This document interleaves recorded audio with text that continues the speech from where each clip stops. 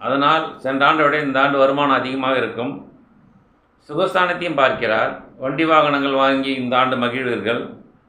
வெளிதூர பயணங்கள் சென்று வருவீர்கள்.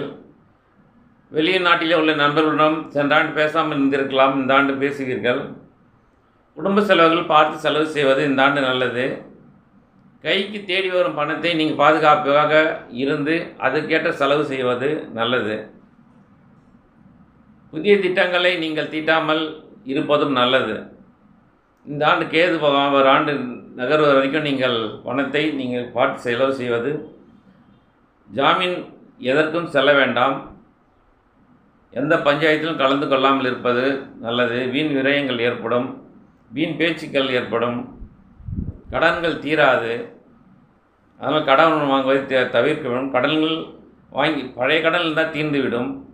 உங்கள் மனைவியின் உடல் நலத்தை நீங்கள் பாதுகாப்பது நல்லது.